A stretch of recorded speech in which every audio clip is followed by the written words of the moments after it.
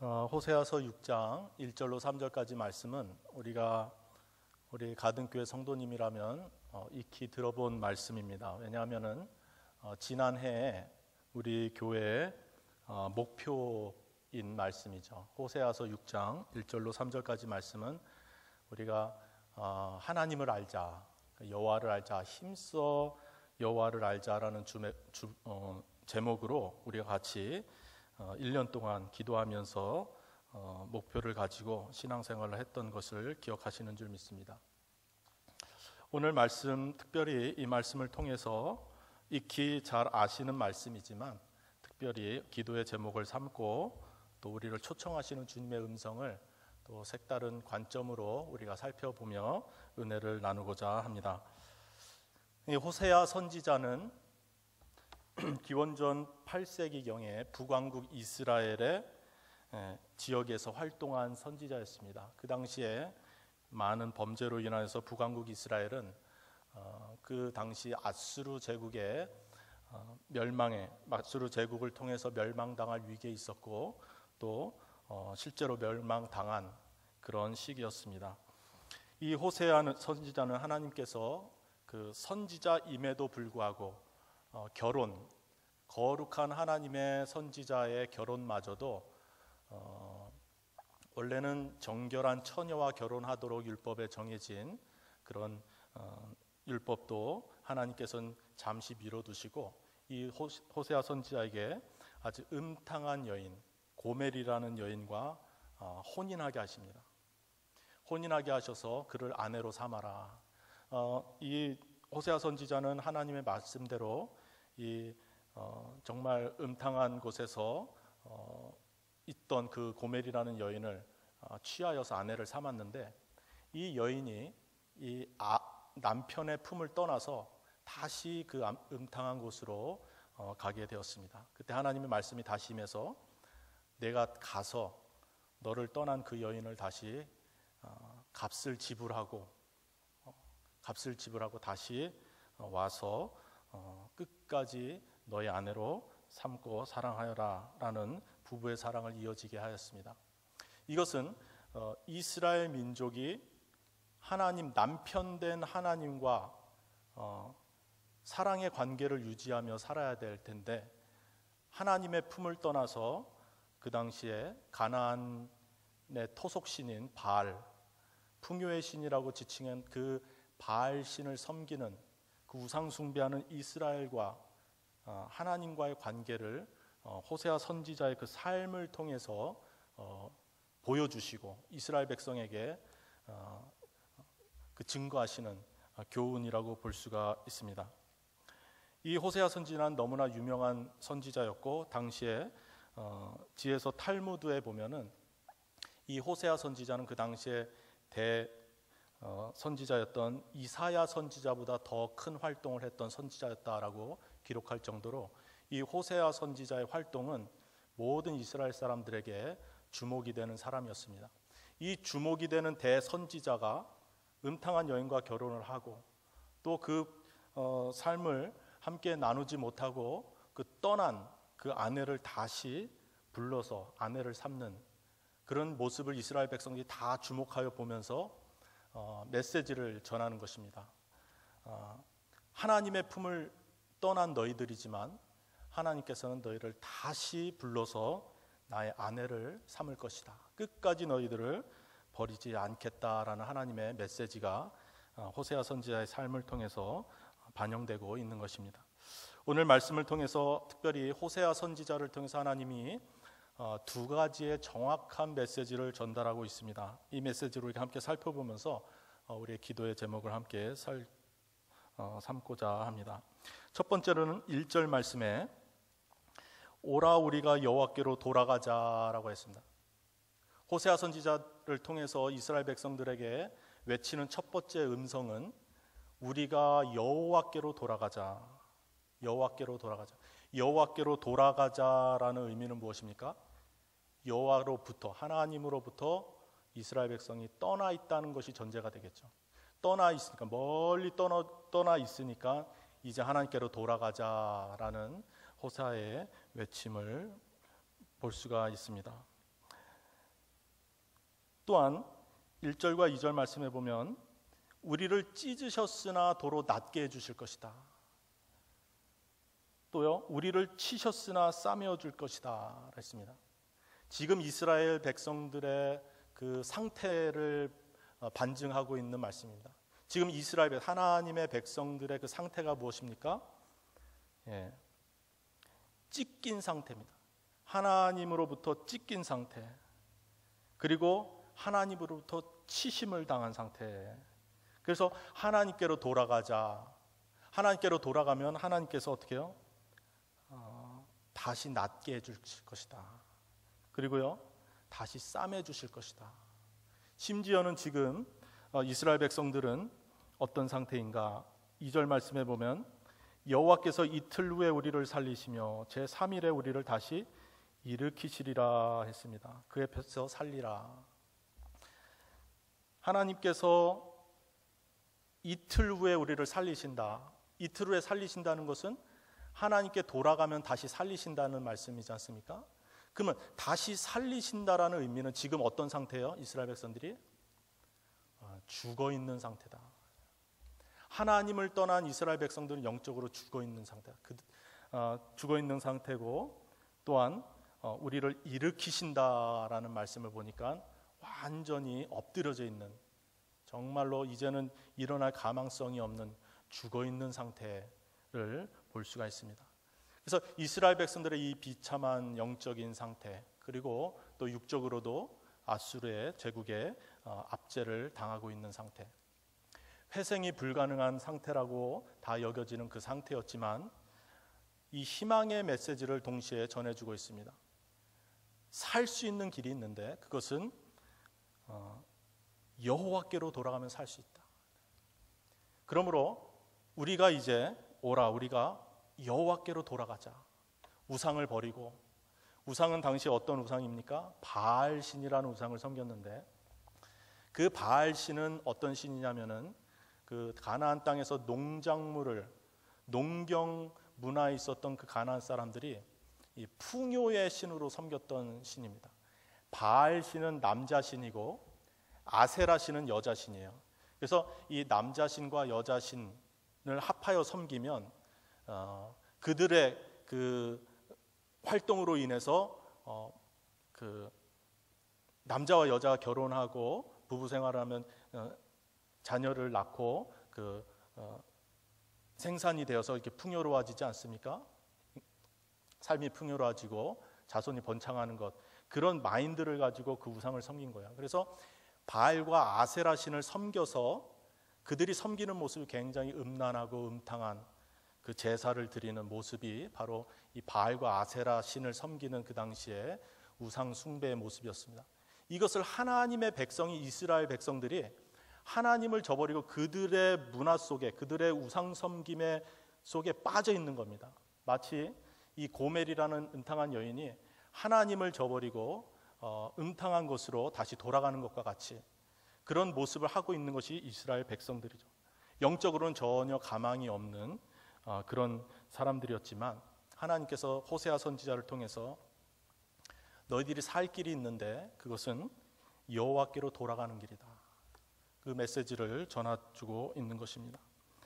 우리가 여호와께로 돌아가면 우리의 상처가 낫게 될 것이다. 또한 우리가 상처난 것이 싸매어질 것이다. 죽은 상태에 있느냐? 다시 부활하게 될 것이다. 다시 하나님께서 일으켜 주실 것이다 라는 확신의 메시지가 바로 선지자 호세아의 제1성입니다. 두 번째, 호세아 선지자를 통한 하나님의 제2성 외침은 3절 말씀에 있는데요. 3절 말씀 우리 같이 한번 읽어볼까요? 본문 말씀 시작. 그러므로 우리가 여호와를 알자. 힘써 여호와를 알자. 그의 나오심은 새벽빛같이 일정하니 비와 같이 땅을 적시는 늦은 비와 같이 우리에게 임하시리라 하리라. 아멘. 첫 번째, 호세아 선지자를 통해서 하나님이 하신 말씀은 무엇입니까? 하나님께로 돌아오면 살리라. 두 번째 말씀은 하나님을 알라라는 겁니다. 하나님을 알자. 힘써서 하나님을 알자. 우리가 하나님을 아는 방법들이 많이 있습니다. 그죠? 이 호세아 선지자를 통해서 이스라엘 백성들 하나님을 알라 해서 그 말씀에서 끝나면 백성들이 어떻게 느꼈을까요? 하나님을 어떻게 알지? 어떻게 알아야 될까? 근데 호세아 선지자를 통해서 하나님을 알라라고 말씀하시고 어떤 하나님인 줄 알아라라는 것이 그 뒤에 말씀했습니다. 너희들이 하나님을 알아야 된다. 우리가 그 하나님을 알자라고 하면서 우리가 하나님의 그 어떠하심을 우리가 알아야 될 텐데 그 하나님의 어떠하심을 알아야 하냐면 그 뒤에 뭐라고 말씀하십니까? 그의 나오심을 새벽빛같이 일정하다라고 했습니다. 우리가 하나님을 알아야 되는데 어떤 하나님을 알아야 되느냐? 이스라엘 백성들이 어떤 하나님을 알아야 하느냐라는 물음 속에 호세아 선지자는 하나님은 이런 분이야 라고 소개하는 겁니다. 어떤 분이요? 하나님은 일정하신 분이야 라는 것이죠. 어떻게 일정하느냐? 아침마다 태양이 이른 아침에 항상 떠오르듯이, 그죠? 항상 아침마다 태양이 떠오르듯이 그의 나오심은 새벽빛같이 일정하다라고 했는데 영어 성경에 보면 sunrise, surely sunrise, 태양이 떠오르는 것이 날마다 확실하게 떠오르듯이 하나님의 나오심, 하나님은 일정하신 분이다. 다시 말하면 변화무쌍하지 않다라는 거죠. 하나님은 변화무쌍하지 않다. 그래서 이스라엘 백성들이 하나님의 어떠하심을 알아야 하냐면 하나님은 일정하신 분이야 라는 것이죠. 하나님이 일정하신 분이라는 뜻은 무엇입니까? 하나님은 항상 거기 계신 분이다 라는 거죠. 하나님은 항상 그 자리에 계셨고 과거에도 계셨고 하나님은 항상 그 자리를 떠나지 아니하시고 변화가 없으신 분이다라는 사실을 우리가 알자라는 것이죠. 또한 뭐라고 말씀하십니까? 늦은 비와 같이 늦은 비와 같이 하나님께서 임하신다라고 했습니다. 이스라엘 백성들에게는 건기와 우기가 있습니다. 건기는 한여름입니다. 한여름에는 정말 태양이 강렬해서 농사를 지을 수가 없습니다. 이스라엘 백성들에게는 그 경작하는 시기가 가을과 겨울과 봄입니다. 그래서 또한 그때가 또 우기기도 하고 또 서늘하기도 하고요. 그래서 이 경작할 수 있는 시기에 비가 내리는데 이 세 종류의 비가 내립니다. 10월부터 내리는 가을비를 이른비라고 합니다. 여름 동안에 바짝 말라있는 그 땅에 이 10월, 11월이 되면 이른비가 내리면은 다시 새싹이 돋고 또 푸르른 잔디밭, 초장이 조성이 됩니다. 그때 밭을 경작해서 씨앗을 뿌립니다. 이게 이제 이른비의 축복이죠. 하나님께서 10월, 11월에 이른비를 내리시면 그때야 비로소 밭을 경작하게 됩니다. 씨앗을 뿌리는 거죠. 그리고 겨울비가 내립니다. 겨울비는 우리 미국의 동부처럼 한국처럼 눈이 내리고 그런 기후가 아니라 이 이스라엘은 그야말로 쾌적한 우리나라의 미국의 한 가을 정도 되는 날씨겠죠. 그때는 보리가 무럭무럭 자라는 시기입니다. 그때 가장 많은 비가 내린다고 합니다. 그때 비가 많이 내리고 햇볕이 찌어지면은 곡식이 무럭무럭 자라는 것이죠. 그리고 그때 비가 내리면 또 그것을 저장해서 건기에 그 뿔을 쓰기도 한답니다. 자, 그러면 봄에 내리는 3월과 4월에 내리는 비를 늦은 비다라고 말하고 있습니다. 오늘 성경에 보면 늦은 비와 같이라고 했습니다. 늦은 비는 3월과 4월 경작 이 추수하기 직전에 내리는 비로서 이 비가 내리면 그야말로 곡식이 무르익는, 만약에 늦은 비가 내리지 않으면 다 한 해 동안에 농사지은 것이 결실하지 못하는, 정말로 실한 열매를 거둘 수 없는 그런 상태가 되죠. 그러니까 늦은 비가 굉장히 중요하겠죠. 추수하기 직전에 내리는 비입니다. 이와 같이 이 비라는 것은, 이스라엘 백성에게 이 비라는 것은 정말 매해마다 하나님의 저주가 아니고서는 정말 일정하게 내리는 그런 공식과 같은 것입니다. 이른 비는 가을에 내리고 정말로 겨울비는 겨울에 내리고 늦은 비, 추수하기 직전에는 또 하나님께서 늦은 비를 일정하게 내리신다. 그래서 이스라엘 백성들에게 이 비라는 것은 정말 정해진 타임에 딱딱 내리는 그런 것과 같다라는 그런 생각을 하게 됩니다. 그래서 오늘 호세아 선지자를 통해서 하시는 말씀, 우리가 하나님을 알자라는 건데요. 우리가 어떤 하나님을 알아야 되냐?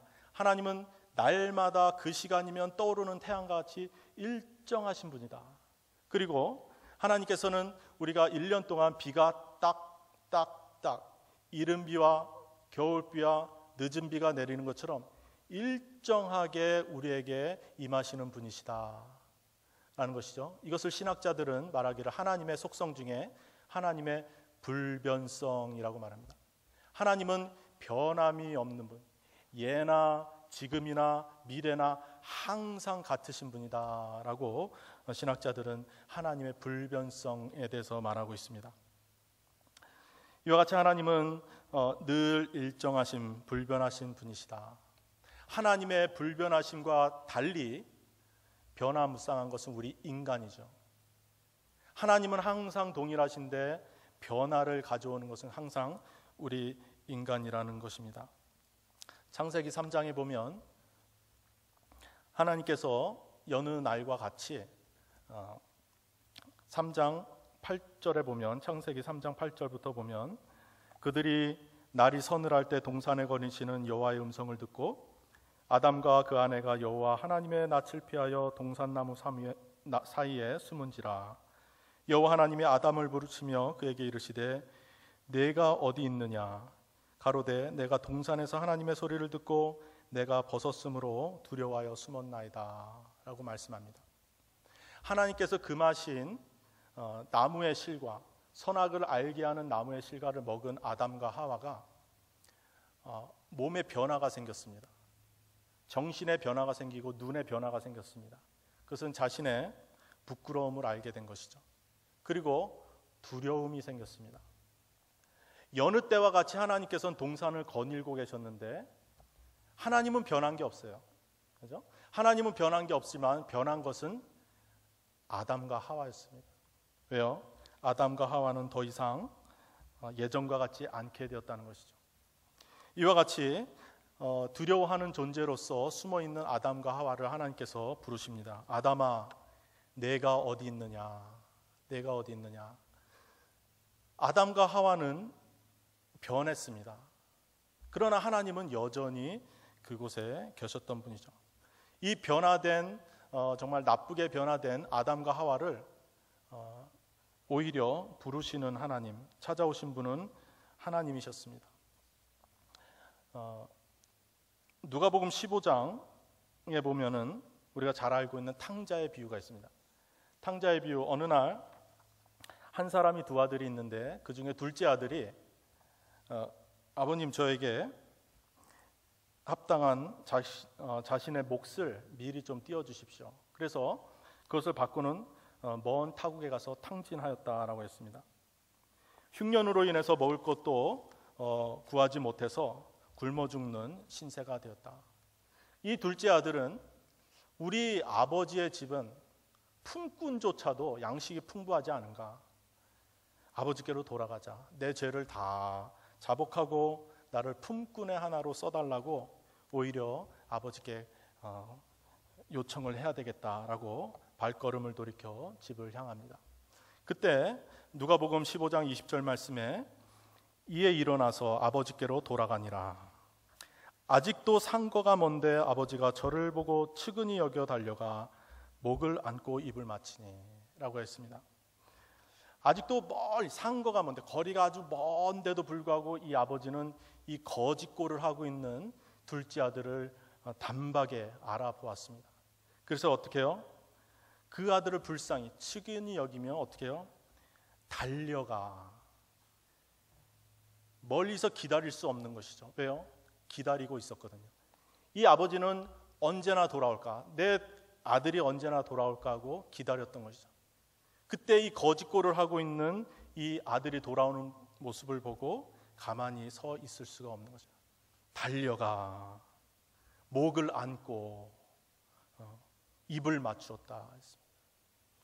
이 아버지는 살진 송아지를 잡아 잔치를 베풀고 제일 좋은 옷을 입혔다라고 성경은 말합니다. 손에는 가락지를 끼우고 신을 신기우고 내 아들은 죽었다가 다시 살아났으며 내 아들은 내가 잃었다가 다시 얻었다 하고 잔치를 베풀었다라고 하였습니다. 예수님께서 이 비유의 말씀을 통해서 말씀하시는 내용을 보면서 저희가 교훈받을 수 있는 것은 아버지는 어떻게 계셨습니까? 늘 그 자리에 계셨습니다. 변한 게 없어요. 아버지는 늘 거기 계셨고 아버지는 늘 아들이 떠났던 그 방향을 향해서 언제나 돌아올까 기다리고 계셨던 거죠. 아버지는 변한 게 없습니다. 근데 아들이 변했던 것이죠. 아들이 마음이 변해서 떠났고, 그래도 다행스러운 것은 아들이 마음을 고쳐먹고 돌아왔던 것입니다. 아버지께 돌아왔을 때 나는 품꾼의 하나라도 족하니 품꾼의 하나로 써주세요 라고 하니까 이 아버지가 그래 너는 속을 썩였으니까 재산도 탕진했으니까 그래 평생 품꾼으로 살아라 그랬습니까? 그를 위해서 가락지도 끼워주고 옷도 제일 좋은 옷을 입혀주고 신도 신겨주면서 아들의 지위를 명예를 회복을 시켜주었다라고 성경은 말하고 있는 것이죠. 오늘 호세아 선지자의 말씀을 통해서 무엇을 말씀하고 있습니까? 이스라엘에게 촉구하는 메시지입니다. 오라 우리가 여호와께로 돌아가자. 여호와께 돌아가면은 뭐가 있습니까? 회복이 있을 것이다. 상처가 있느냐? 상처가 나을 것이다. 죽은 상태냐? 다시 살리실 것이다. 그러므로 여호와께로 돌아가자라는 메시지입니다. 두 번째로는 우리가 하나님을 알자라는 거죠. 하나님은 어떤 하나님이요? 일정하게 변함없으신 하나님, 늘 그 자리에 계셨고 늘 그 자리에서 우리를 기다리시고 늘 그 자리에서 우리를 보살펴 주시는, 바라보시는 그 하나님께 우리가 돌아가기만 하면 늘 그 자리에 계신 하나님을 만날 수 있다는 것이죠. 왜요? 하나님은 늘 일정하신 분이어서 거기에 늘 계셨던 분이기 때문에 우리가 하나님께로 돌아가기만 하면, 하나님 계신 곳으로 방향만 틀기만 하면 언제든지 맞아주시는 분이 우리 하나님이시다. 하나님은 일정하신 분이다. 하나님이 계시기로 한 그 장소에는 항상 계시는 분이시다. 하나님이 항상 그 자리에서 기다리시겠다고 약속하신 그 하나님은 항상 그 자리를 떠나신 법이 없다는 것이죠. 그래서 떠난 이스라엘이 살 수 있는 길은 하나님을 기억하고 하나님이 계신 그곳으로 나오면은 살아나게 된다는 것입니다. 창세기 35장 1절에 보면은 야곱의 이야기가 있습니다. 야곱은 형 에서를 속이고 아버지를 속여서 외삼촌 댁으로 피신해서 약 20여 년 동안 아주 정말 고생을 많이 했죠.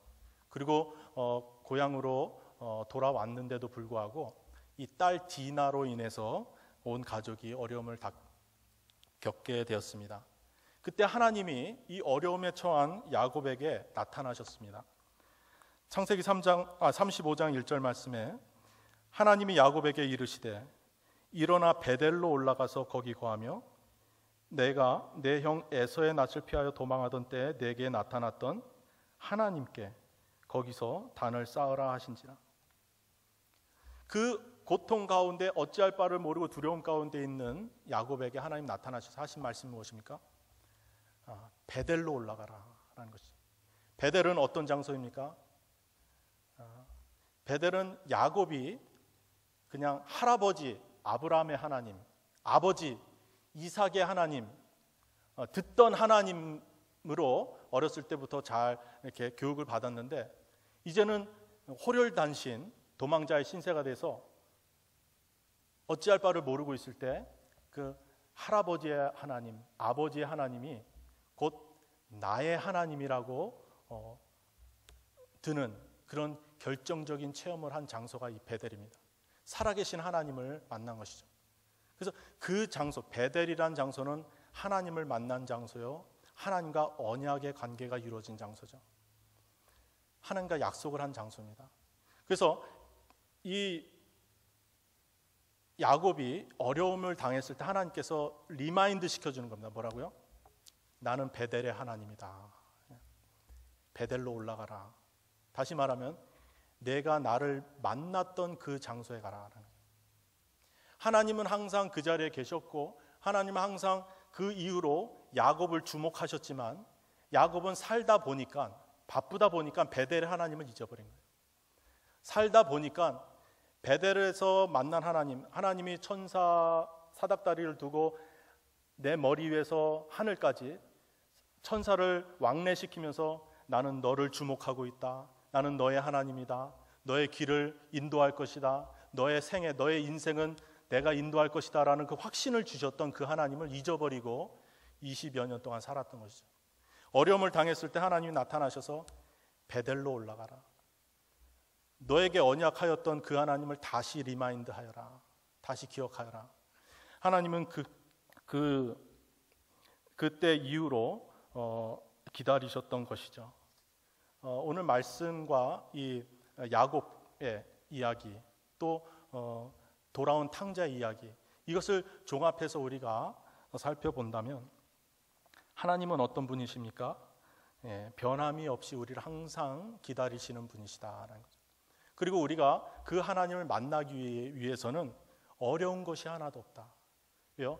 하나님은 일정하신 분이야. 변함이 없으신 분이시기 때문에 우리가 마음만 먹고 하나님을 만났던 그것을 기억하고 돌아간다면 항상 그 자리에서 기다리고 계시는 하나님을 믿어야 될 줄 믿습니다.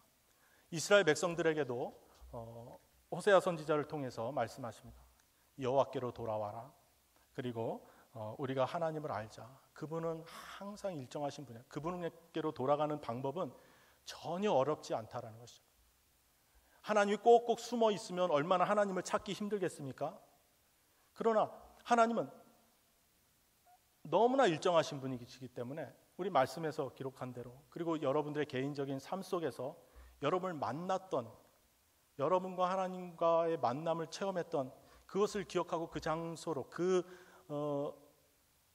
그때로 여러분들의 마음을 돌이켜서 돌아가면 하나님을 만날 수 있다라는 것을 믿으시기 바랍니다.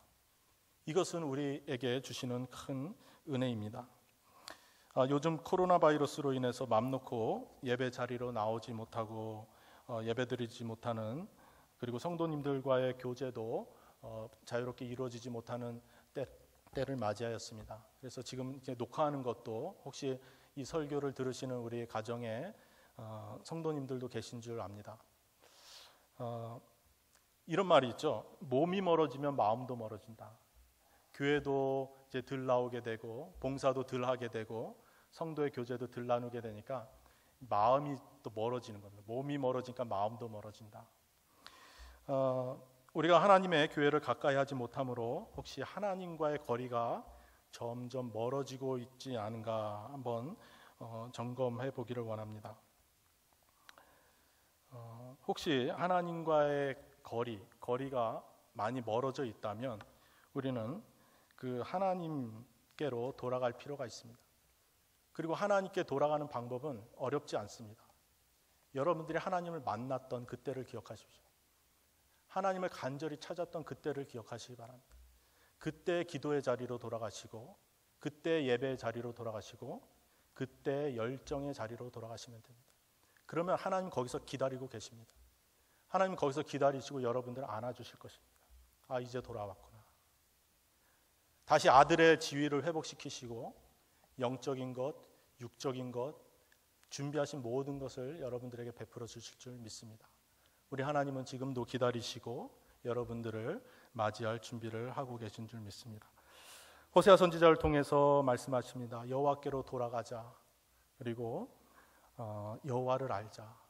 그분은 우리 하나님은 정말 변함없으신 우리 하나님이시다라는 것을 우리가 힘써 알자라는 것입니다. 이와 같이 주님께로 늘 가까이 나아가시는 우리 성도님들 되시고 주님을 만나시는 성도님들 되기를 간절히 축원드립니다.